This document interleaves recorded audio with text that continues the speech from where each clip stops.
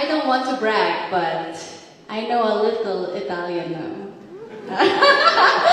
Poco. Maris Racal, pinahanga ang Italy sa Far East Film Festival. Isa na namang proud moment para sa Pilipinas habang ipinapalabas ang pelikulang Sunshine sa Far East Film Festival. Hindi lang ang acting skills ni Maris Racal ang napansin, kundi pati ang kanyang effort na makipag-connect sa international audience. Sa gitna ng event, tumayo si Maris at nagsalita. Pero hindi basta-basta. Nag-Italian si Maris, hindi man fluent, pero ramdam mo ang effort at sincerity niya sa bawat salitang binitawan. At alam mo, yung reaksyon ng mga tao, biglang pumalakpak ang buong audience. Kahit ang MC, napawaw sa kanyang Italian.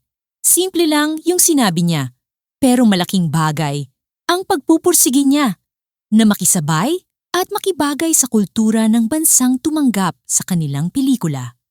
Kitang-kita rin sa mukha ni Maris ang halong kaba at saya habang nagsasalita. At sa bawat salita niya, dama mo, hindi lang ito para magpasikat. Galing ito sa respeto, sa pagmamahal sa craft niya, at sa pagrespeto sa mga tao na sumusuporta sa kanya. Siyempre todo suporta rin ang kanyang mga fans. Proud na proud sila sa ginawa ni Maris.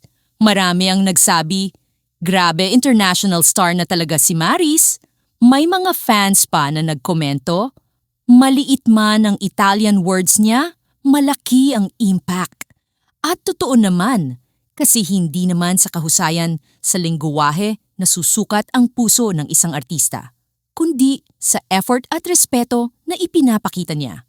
Maris showed everyone that trying, even in small steps, is already a huge sign of courage and growth.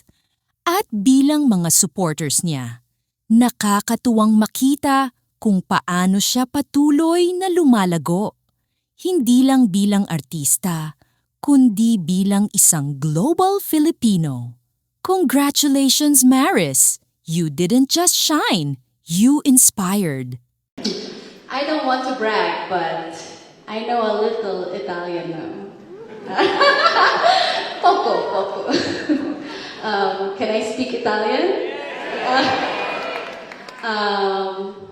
Sono molto felice di essere tornata in Italia. Wow! È uno dei paesi più belli del mondo. Sono molto felice di essere tornata al Far East Film Festival e siamo onorate di mostrarvi il nostro film Sunshine.